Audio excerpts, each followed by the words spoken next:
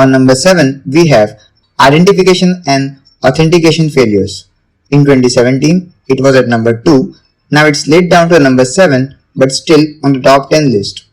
It deals with user identity, authentication, and session management.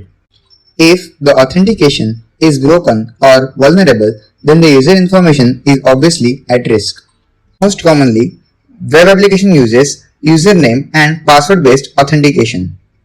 Although passwords are very popular as authentication mechanism, they nevertheless have certain problems.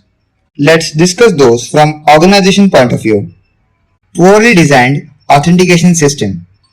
Oftentimes, password-based authentication system will provide attacker with more information than they should.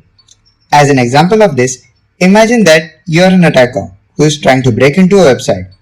Website asks you to provide username and password.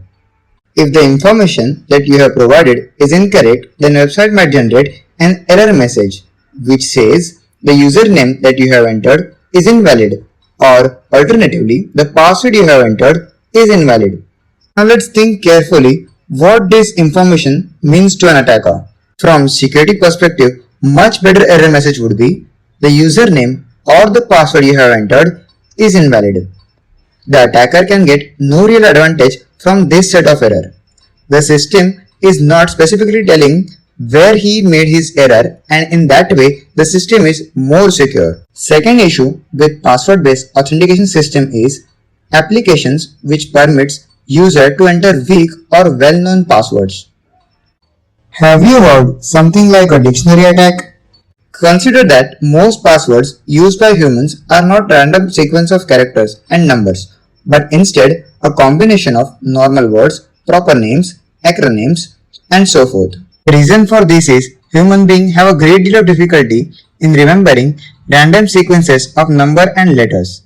Instead, we commonly use passwords such as QWERTY123, password123, maybe a chocolate ice cream, or some other combinations of regular words. Recognizing this human behavior, in this way, cracking a password does not require a brute force attack. Instead, attackers can use something called a dictionary attack. Dictionary attack simply where instead of trying all possible combinations of character, we use an intelligently designed list of possible passwords in order to break into the account. The name dictionary attack suggests that the item in the list came from dictionary, say in an English language dictionary. That term is actually a little misleading. Although the list could contain certainly all the normal words that would be found in regular dictionary, but also use additional items such as proper names, name of celebrities, acronyms, list of common passwords, etc. Even a very large list might only contain a few million possibilities, which as we will see in many order less than say a brute force attack. The solution is application should not allow the user to use this kind of weak or common passwords. Now let's come to the brute force attack. Brute force attack involves every possible combination of characters until the correct user and password combination is found.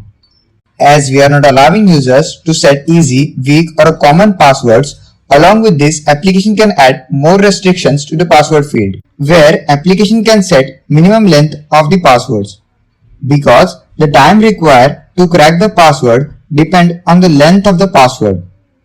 Other than that, we can add more security along with the passwords such as increase password complexity, limit login attempts, implement CAPTCHA, use multi-factor authentication, etc. Considering all the precautions taken, finally you have created a secure password, which is hard to guess and it will take a lot of time to crack with a brute force attack. So what do you think? Just by using secure or a complex password, is it enough to secure your account? Let's say you set up an account at a very secure website.com. A little while later, you will receive an email informing that, ironically, the website has been hacked and the username and passwords of every user which was stored in plain text are now for sale on the dark web. Storing plain text password in internet connected database is pretty bad idea. Encryption may sound like a strong way to store passwords, but it's just a step above plain text. An encrypted password can generally be decoded with a key, and if hacker can find or guess it, the encryption is useless. So here we use hash function to store passwords in database. Hash function is basically just one-way encryption. You convert the plain text password to a secret code, but there is no key to convert it back, meaning you can never derive the actual password from the hashed version. But you can work out what password is if you continuously generate hashes from the password until you find one that matches your original password. Here we use something called hashed and sorted. Sorted is simply the addition of a unique random string of characters known only to the site for each password before it is hashed.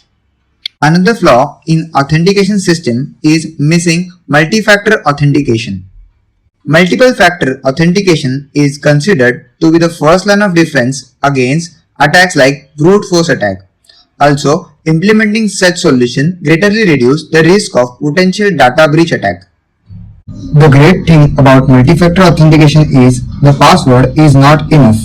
Even if an attacker cracks the password, they would have to get access to your smartphone or a Gmail client. May also need things such as your fingerprint or retina scan. Now a password is secured in all ways. But are we forgetting something? Maybe a password? It is common for an application to have a mechanism that provides a means for a user to gain access to their account in the event they forget their password. Often we have seen password recovery mechanism is weak, which has the effect of making it more likely that it would be possible for a person other than the legitimate user to gain access to that user account. Weak password recovery scheme completely undermine a strong password authentication scheme. How often you have seen this question in your password recovery phase? What's the name of your first grade teacher? Or maybe the name of your pet? An attacker can invest little time to do research about potential targets and can gather this sort of information very easily. Instead of using this kind of question, application can send a password recovery link to a Gmail client or maybe a smartphone. This way is more secure. After all these precautions, have we finally managed to secure our account? Not yet. Remember the term session ID? A session ID is a unique number a server assigns to requesting clients.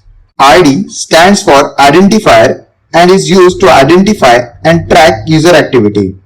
This unique ID can be number code, numerical code or alphanumerical code. In computer science, a session is a temporary connection between server and client. Exposing a session identifier in the URL is a risk according to the OWASP references.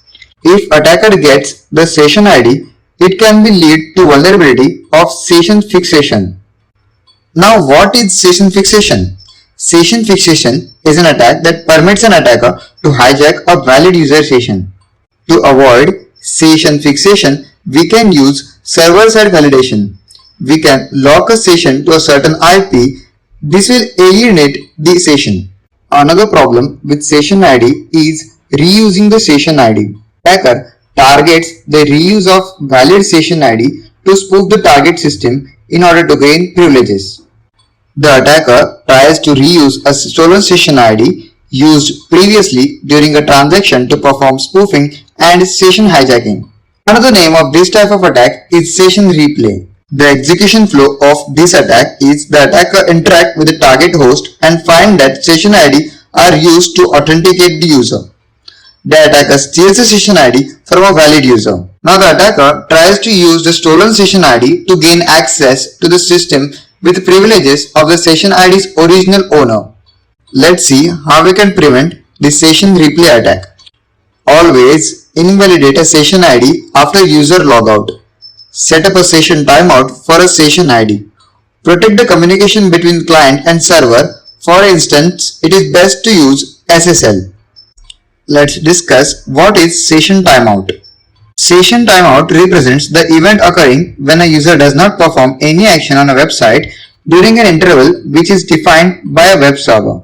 The event on the server side changes the status of user session to invalid, that is not used anymore, and instruct the web server to destroy it, hence deleting the all data contained in it. Impact of session timeout on security. The session timeout defines an action window time for a user. This window also represents the time in which an attacker can try to steal and use the existing user session. To prevent this, application must set session timeout to a minimum value possible depending on the context of the application. Must avoid infinite session timeout. Also, trace session creation and destruction in order to analyze the creation trend and try to detect a normal number of session creations.